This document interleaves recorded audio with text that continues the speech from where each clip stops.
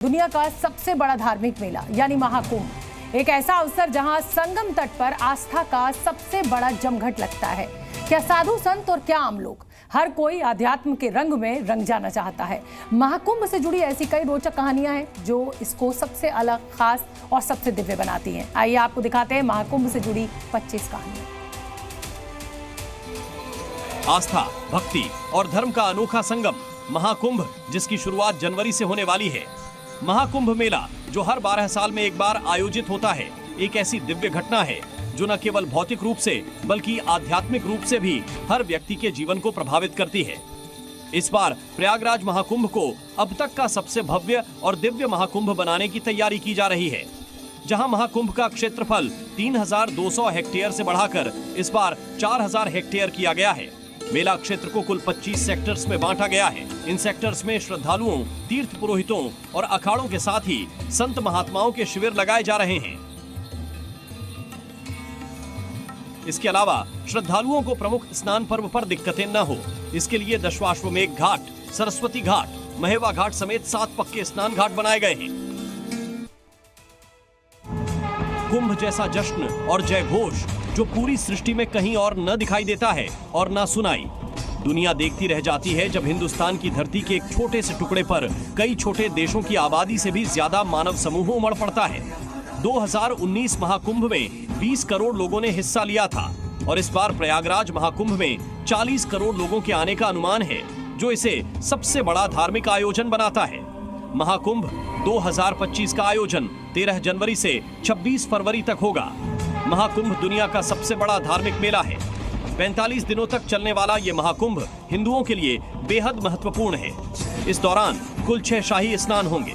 पिछला अर्धकुंभ मेला साल 2019 में प्रयागराज में हुआ था। वहीं इससे पहले साल 2013 में प्रयागराज में महाकुंभ का आयोजन हुआ था। आस्था का सबसे बड़ा मेला महाकुंभ कैसे शुरू हुआ, इसकी कहानी भी बहुत रोचक है। दरअसल महाकुंभ को लेकर पौराणिक कथा का कनेक्शन समुद्र मंथन से है। जब देवता और असुर में अमृत प्राप्त करने को लेकर भयंकर युद्ध चल रहा था, उस दौरान अमृत कलश की प्राप्ति हुई थी। ऐसा माना जाता है कि उस दौरान अमृत कलश से कुछ बूंदें पृथ्वी के 4 पवित्र स्थलों पर गिरी थीं, जिसमें प्रयागराज, हरिद्वार, उज्जैन, नासिक शामिल है। इसके बाद इन्हीं दिव्य स्थान में कुंभ लगता है। शास्त्रों में भी बताया गया है कि प्रयागराज को तीर्थराज अथवा तीर्थ स्थलों का राजा कहा जाता है। ऐसी मान्यता भी है कि पहला यज्ञ ब्रह्मा जी द्वारा यहीं पर किया गया था, जिसका उल्लेख धार्मिक ग्रंथों में भी देखने को मिलता है।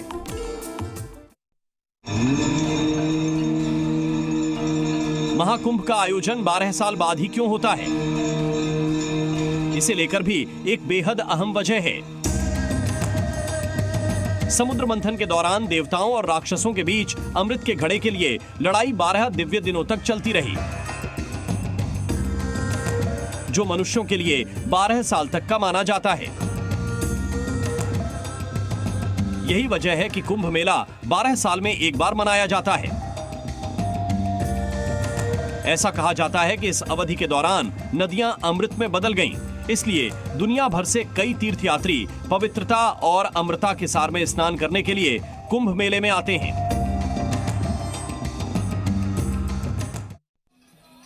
महाकुंभ का आयोजन मोक्ष की प्राप्ति के लिए भी होता है। एक प्राचीन कथा के मुताबिक जो व्यक्ति महाकुंभ में स्नान करता है, वो जन्म मृत्यु के चक्कर से मुक्त हो जाता है। इस स्नान से न केवल पापों का नाश होता है, बल्कि आत्मा को शांति भी मिलती है।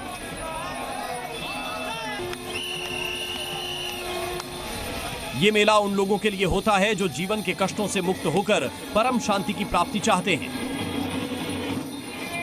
यहाँ आने वाले श्रद्धालु अपनी आस्था और विश्वास के साथ भगवान से अपने दुखों का निवारण करने के लिए यहाँ आते हैं। महाकुंभ के दौरान एक विशेष मान्यता है कि देवता भी गंगा में स्नान करने आते हैं। कहा जाता है कि देवताओं का आशीर्वाद मिलने से इसका महत्व और भी बढ़ जाता है। महाकुंभ एक ऐसा आयोजन है जहां साधु संतों का ऐसा जमावड़ा दिखता है, जो कि इसके अलावा कहीं नहीं हो सकता। महाकुंभ का एक बेहद अहम हिस्सा होते हैं अखाड़े। माना जाता है कि धर्म रक्षा के लिए ही अखाड़ों की स्थापना हुई। धर्म क्षेत्र में इनके योगदान को काफी अहम माना जाता है।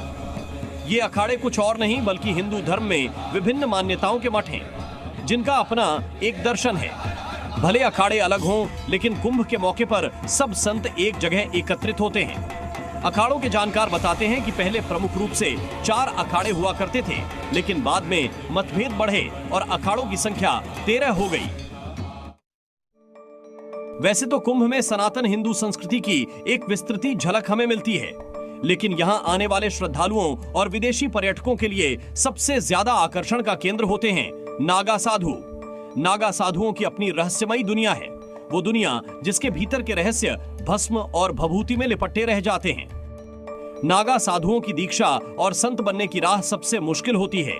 इसके लिए इन्हें बेहद कठिन परिस्थितियों में रहना पड़ता है, जो शारीरिक और मानसिक तौर पर इन्हें मजबूत बनाती हैं। साथ ही शस्त्र और शास्त्र विद्या में भी पारंगत होना पड़ता है। महाकुंभ मेला नागा साधुओं के लिए एक विशेष महत्व रखता है। ये मेला नागा साधुओं के सार्वजनिक दर्शन और उनके धार्मिक अनुष्ठानों का प्रमुख अवसर होता है। दरअसल कुंभ मेले में उनकी मौजूदगी एक धार्मिक और सांस्कृतिक परंपरा का हिस्सा है। महाकुंभ में नागा साधु सबसे पहले शाही स्नान करते हैं। इसे पवित्रता और धर्म की विजय का प्रतीक माना जाता है।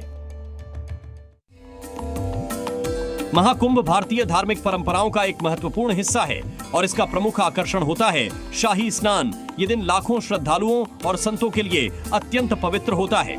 शाही स्नान का आयोजन प्रमुख रूप से उन तिथियों पर होता है जो ज्योतिषीय दृष्टिकोण से महत्वपूर्ण होती हैं। इन तिथियों को लेकर मान्यता है कि इस समय पवित्र नदियों का जल विशेष रूप से दिव्य होता है और इस जल में स्नान करने से सभी पाप नष्ट हो जाते हैं।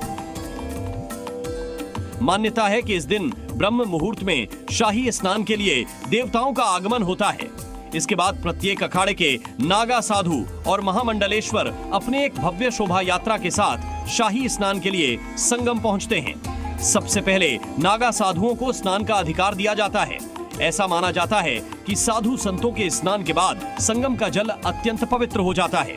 शाही स्नान को आत्मा की शुद्धि, पापों के नाश और मोक्ष प्राप्ति का साधन माना गया है। कुंभ में बेहद अहम होती है धर्म ध्वजा। इन धर्म ध्वजा को अखाड़ों में शिविर निर्माण से पहले ही स्थापित किया जाता है। सनातन संस्कृति के ध्वजा वाहक 13 अखाड़ों की धर्म ध्वजा का खास महत्व है। अखाड़े के शिविर के मध्य में स्थापित होने वाली धर्म ध्वजा के साथ इष्ट देवता को स्थापित किया जाता है, जो सबसे पवित्र स्थल माना जाता है। अखाड़े के संतों को धर्म ध्वजा का झुकना स्वीकार नहीं है। किसी संत से जाने अनजाने में अगर कोई गलती हो जाती है तो वो इसके लिए प्रायश्चित इसी ध्वजा के नीचे करता है। कुंभ में अलग अलग अखाड़ों के बीच एक अखाड़ा ऐसा भी है जो महिला सन्यासिनियों से बना है। वो महिला साधु जो गले में रुद्राक्ष या भगवा वस्त्र पहने महाकुंभ का हिस्सा बनने जा रही हैं। ये अखाड़ा है दशनाम सन्यासिनी अखाड़ा, जिसमें सिर्फ महिला साधु शामिल हैं। दरअसल जूना अखाड़े का ही एक हिस्सा है ये महिला साधुओं का अखाड़ा। इसमें महिला संतों के साथ साथ महिला नागा साधु भी शामिल हैं, जिनकी परंपरा का आरंभ 21वीं सदी में किया गया। कुंभ मेले में इन महिला सन्यासियों के लिए अलग से शिविर बनाया जाता है। ये शिविर जूना अखाड़े के ठीक साथ में बनता है। महाकुंभ में शामिल ये महिला अखाड़ा जूना अखाड़े के साथ ही शाही स्नान का हिस्सा बनेगा। महाकुंभ में ज्ञान, तप और आस्था के बीच लाखों संत पहुंचे हैं और इनमें सबसे ज्यादा आस्था का केंद्र अगर कोई होता है तो वो है नागा साधु। सदियों से नागा साधु की रहस्यमय दुनिया हैरान करती है, लेकिन नागा साधुओं की इस दुनिया का एक हिस्सा महिला नागा साधु भी होती हैं। 2013 के प्रयाग महाकुंभ में पहली बार महिला नागा सन्यासियों के स्नान और अखाड़े बनाने के लिए अलग से जगह दी गई थी। इन महिला नागा संतों की खूबी होती है कि ये शारीरिक तौर पर भी बड़ी कठोर और मजबूत होती हैं और भीषण ठंड के बीच सिर्फ एक कपड़ा लपेट कर रहती है। ये कपड़ा भी सिला हुआ नहीं होता है। ये कपड़े भी जब सार्वजनिक स्थलों पर जाती हैं तो पहनती हैं। इसी वजह से नागा महिला साधु जब कुंभ में आती हैं तो उन्हें नग्न स्नान भी नहीं करना होता। वो स्नान के वक्त भी इस गेरुए वस्त्र को पहने रहती हैं।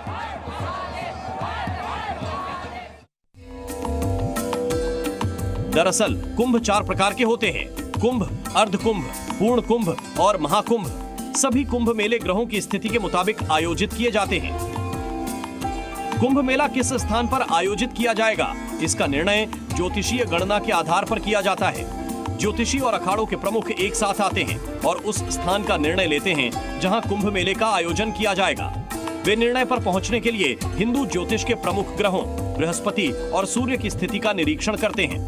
बृहस्पति यानी गुरु और सूर्य दोनों हिंदू ज्योतिष में प्रमुख ग्रह है, इसलिए इनकी गणना के आधार पर ही स्थान का चयन किया जाता है। जब बृहस्पति ग्रह वृषभ राशि में उच्च स्थिति में होता है और सूर्य भी मकर राशि में उच्च स्थिति में होता है तो महाकुंभ प्रयागराज में मनाया जाता है।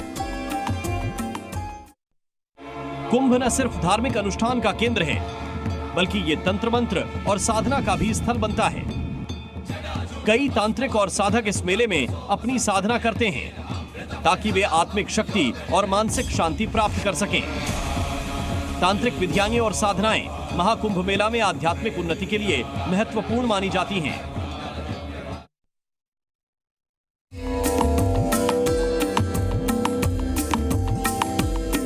प्रयागराज महाकुंभ में देश दुनिया से आने वाले श्रद्धालुओं के सुखद अनुभव के लिए संगम नगरी के प्राचीन धार्मिक स्थलों का जीर्णोद्धार व सौंदर्यीकरण किया गया है।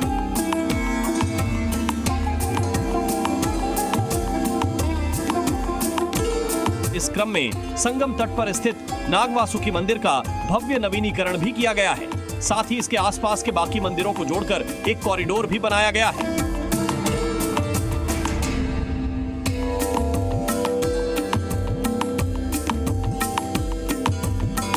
ये मंदिर महाकुंभ आने वाले तीर्थयात्रियों के लिए विशेष महत्व रखता है। मान्यता के मुताबिक इस मंदिर का दर्शन पूजन करने के बाद ही कुंभ तीर्थ सफल माना जाता है।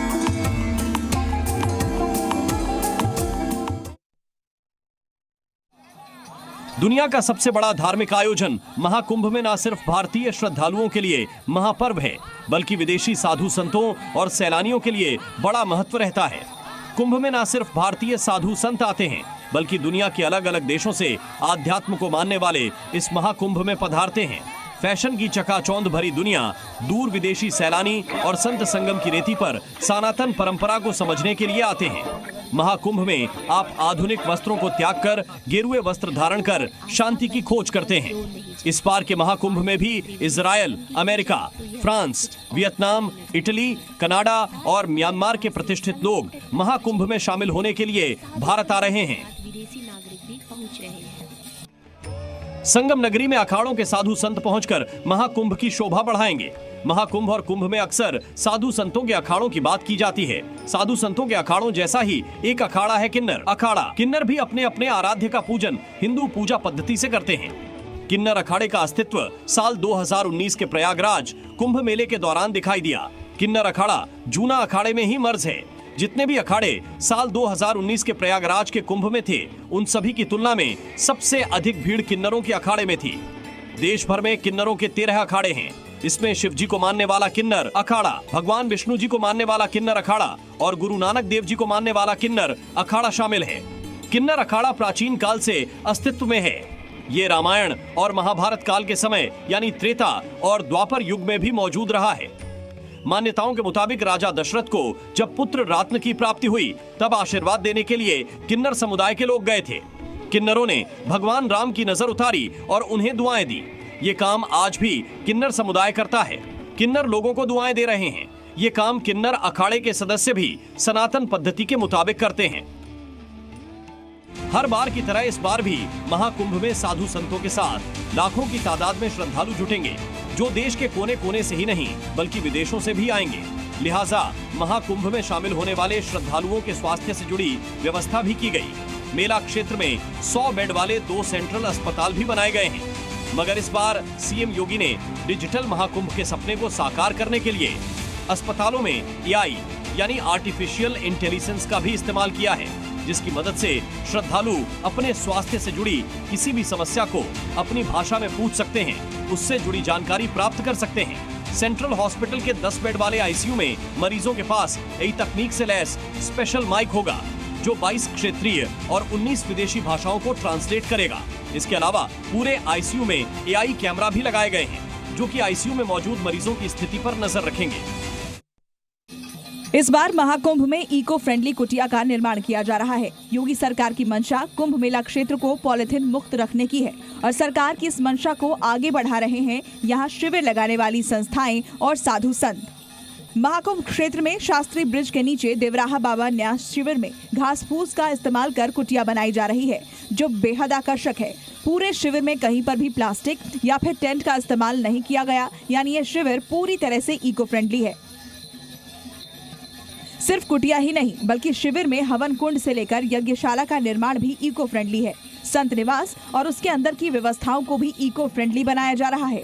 साधु संतों का मानना है कि कुटिया संस्कृति का भाव बांस से बने शिविरों में ही आता है, इसलिए धार्मिक संस्थाओं में बन रहे शिविरों में इको फ्रेंडली शिविर बनाने को प्राथमिकता दी जा रही है। महाकुंभ में इस बार अध्यात्म ही नहीं टेक्नोलॉजी का भी संगम देखने को मिलेगा। इस बार महाकुंभ में कानून व्यवस्थाएं बनाए रखने के लिए आर्टिफिशियल इंटेलिजेंस का जबरदस्त इस्तेमाल किया जाएगा। महाकुंभ में कानून व्यवस्था बनाए रखने के लिए आर्टिफिशियल इंटेलिजेंस से लैस सीसीटीवी कैमरे लगाए गए हैं। इन कैमरों की खासियत ये है कि जब भी उनकी नजर अनियंत्रित भीड़, दुर्घटना या जाम पर पड़ेगी, ये कंट्रोल रूम में हालात बिगड़ने के संकेत पहले ही दे देंगे। इससे पुलिस को एक्टिव होने में और व्यवस्था बनाए रखने में मदद मिलेगी। कुंभ मेला क्षेत्र में 2700 AI से लैस कैमरे लगाए गए हैं। कल्पवास महाकुंभ से जुड़ी एक विशेष धार्मिक परंपरा है, जिसे बहुत से श्रद्धालु महाकुंभ के समय पालन करते हैं। कल्पवास का अर्थ है कल्प, एक युग तक पवित्र स्थान पर निवास करना और विशेष धार्मिक आचार व्यवहार का पालन करना। इसमें एक श्रद्धालु पूरे महाकुंभ के दौरान 1 महीने या पूरी अवधि तक संगम में तट पर रहकर साधना और तपस्या करता है। कल्पवास के दौरान भक्त दिन रात राम कथा, ध्यान, साधना और पूजा करते हैं। तो महाकुंभ के अद्भुत और अलौकिक कहानियां, 25 कहानियां हमने आपको दिखाई। जी न्यूज़।